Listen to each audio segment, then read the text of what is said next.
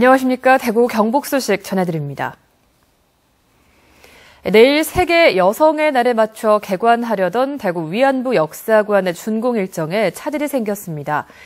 공사가 길어지고 전시 내용 정리도 덜 끝나서 2, 3개월 뒤에나 시민들에게 공개될 예정입니다. 양관희 기자가 보도합니다. 대구 서문로에 자리한 낡은 일본식 가옥. 일본군 위안부 역사관으로 사용될 건물로 기둥 보강이 끝나고 내부 공사가 한창입니다. 1층에는 위안부 할머니들의 유품과 1890년부터의 시대적 배경이 전시되고 2층에는 역사적 사실을 교육하는 장소와 특별 전시관이 생깁니다.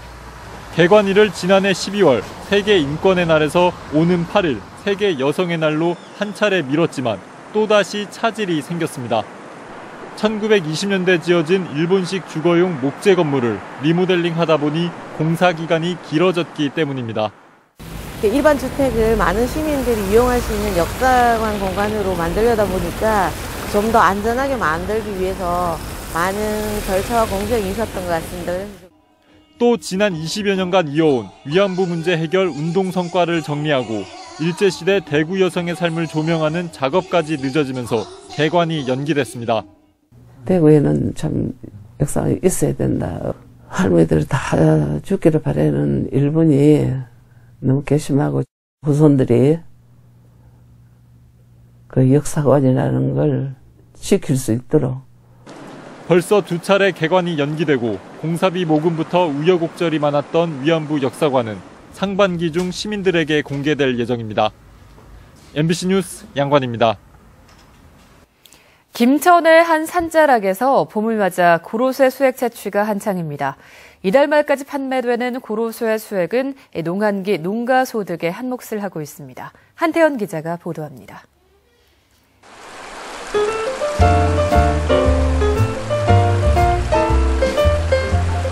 김천시 증산면 수도산입니다. 도심보다 5도 이상 기온이 낮은 골짜기에서 고로쇠 수액 채취가 한창입니다. 나무 아래에는 수액을 모으는 비닐 주머니가 달려 있습니다. 고로쇠 수액은 칼슘을 비롯해 칼륨, 마그네슘, 망간, 철 등 뼈에 이로운 성분이 있다고 해서 골리수라고도 불립니다. 이렇게 산세가 험하고 해발 800m 이상인 곳에서 이런 고로쇠 나무를 쉽게 발견할 수 있습니다. 고로쇠 수액 채취는 일교차가 10도 이상이 될 때 활발하게 이루어진다고 합니다. 해발도 높겠지만 뭐 기후차가 심해가지고 다른 지역보다 또 뭐 남들도 다 그래도 당도도 좋고 뭐 그러다 하면서 선호를 많이 합니다. 증산면 일대 10여 농가가 농한기에 고로쇠 수액을 채취해 한 해 5억 원의 매출을 기록하고 있습니다. 지금 우리가 해년마다 이 축제를 합니다. 이렇게 농가의 소득이 될 수 있도록 우리 행정기관에서도 적극적으로 이렇게 지원을 생각하고 있습니다. 고로쇠 수액 채취는 이달 말까지 계속되는데 김천시는 이를 알리기 위해 오는 15일 증산면에서 축제를 열 계획입니다. MBC 뉴스 한태현입니다. 대구시 남구 대명동 주한미군 캠프워커의 부지 매입이 완료돼 2017년에 반환됩니다. 대구시는 헬기장과 비행장 동쪽 활주로를 합쳐 약 6만 6천여 제곱미터에 이르는 부지 매입금 316억 원을 지난해 말 국방부에 완납했다고 밝혔습니다. 헬기장과 비행장의 창고 시설을 옛 남구청 청소차 차고지 부지로 옮기는 작업이 늦어지면서 캠프워커 부지는 2017년에 시민품으로 돌아올 예정입니다. 대구시와 남구청은 반환되는 부지에 공원과 도서관 등 복지시설을 조성하는 방안을 검토 중입니다. 다음 달 개통을 앞둔 대구 도시철도 3호선 일부역에 장애인 편의시설이 부족한 것으로 나타났습니다. 대구 장애인 차별감시연대는 장애인 단체들과 함께 도시철도 3호선 명동, 남산, 어린이회관역 등 3개 역을 점검한 결과 기본적인 장애인 편의시설은 갖춰져 있지만 안내표지와 승차권 자동 판매기 등이 미비하다고 밝혔습니다. 장애인 전용 엘리베이터나 화장실을 안내하는 안내표지판이 없고 승강기 외부 버튼의 높이가 너무 높거나 승차권 자동 판매기도 휠체어 접근이 힘들어서 개선이 필요하다고 지적했습니다. 대구시가 택시 유가보조금 수급 실태를 일제 점검합니다. 16,900여 대의 택시를 대상으로 이달 말까지 이어지는 일제 점검 내용은 하루 LP가스 충전 횟수와 충전량, 부재일의 타지역 주유 거래 여부 등입니다. 대구시는 의심스러운 거래는 소명 자료를 수집하고 실거래 현장 조사를 벌여서 부정수급자를 적발할 계획입니다. 지난해 대구시는 모두 19건의 유가 부정수급 사례를 적발해 115만 원을 환수했습니다. 프로야구의 계절이 돌아왔습니다. 삼성 라이온즈가 포항야구장에서 두산을 상대로 시범 경기 개막전을 치렀는데 야구 팬들의 관심이 뜨거웠습니다. 이규설 기자입니다. 오랫동안 기다려온 프로야구. 야구장엔 긴 줄이 늘어섰고 팬들은 신이 났습니다. 너무 오랫동안 기다려왔고 경기도 첫 경기니까 빨리 보고 싶어서 양주에서 새벽 5시에 출발해서 포항까지 오게 됐어요. 날씨도 포근해서 시범 경기임에도 불구하고 야구장은 관중들로 붐볐습니다. 프로야구 시범 경기는 원래 대구구장에서 전 경기가 열릴 예정이었지만 펜스 보수 공사가 지연되면서 포항으로 옮겨 열리게 됐습니다. 고된 스프링 캠프를 마치고 첫 경기에 임하는 선수들도 설레기는 마찬가지입니다.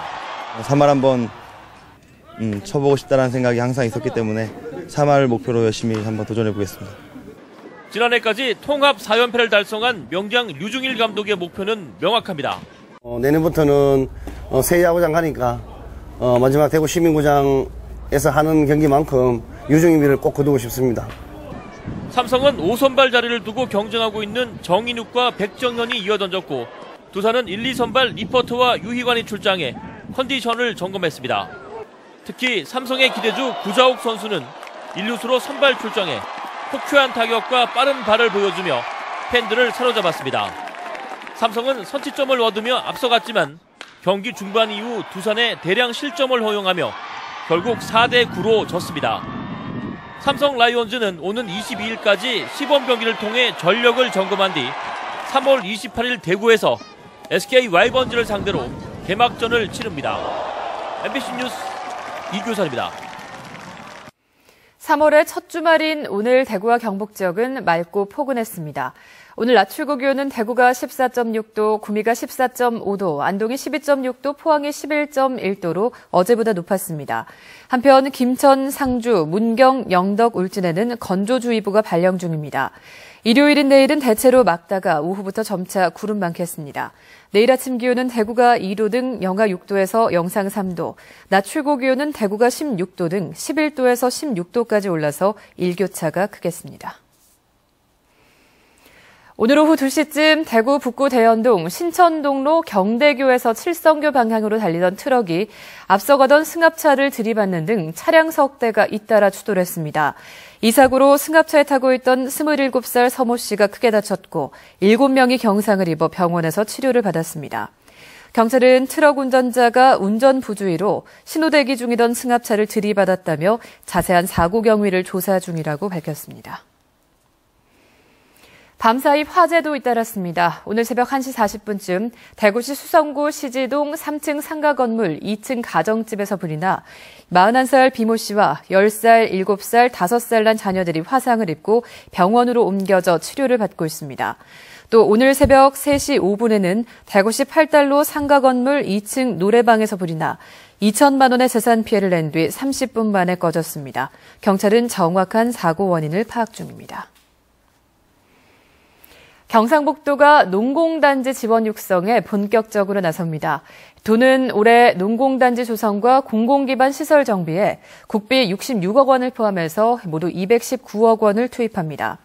경상북도는 또 농공단지 홈페이지를 개설해서 입주기업 홍보와 우수제품 설명, 일자리 정보를 제공하는 원스톱 네트워크를 구축할 계획입니다.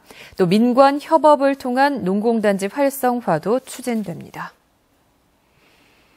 경상북도는 또 해빙기를 맞아 다음 달까지 2달 동안 경북의 노인 의료복지시설 요양원, 재가노인복지시설, 노인 주거복지시설 등 472곳의 안전점검을 실시합니다. 건축물이나 토목구조체의 손상, 균열, 위험 여부와 법령에 따른 안전 관련 시설 장비의 설치, 보유, 운용 상태를 점검합니다. 또 안전 관련 인력을 확보하고 있는지, 안전 매뉴얼 활용 상황, 교육 훈련 계획 수립 이행 여부를 중점 점검하고 필요하면 정밀 진단도 실시할 방침입니다. 영주시 농업기술센터가 올해 스마트폰으로 시설하우스의 환경을 제어하는 복합환경 원격 제어 시스템 시범 사업을 추진합니다. 복합환경 원격 제어 시스템은 스마트폰으로 시설하우스의 온도, 습도, 이산화탄소 등을 조절할 수 있어 시간과 장소에 구애받지 않고 작물의 최적 재배 환경을 만들 수 있습니다. 또 비상 상황 시 스마트폰으로 문자 메시지와 알람 서비스가 제공되고 하우스에 설치된 카메라로 작물의 상태를 실시간으로 알 수 있습니다. 대구 경북 소식 전해드렸습니다. 시청해주신 여러분 고맙습니다.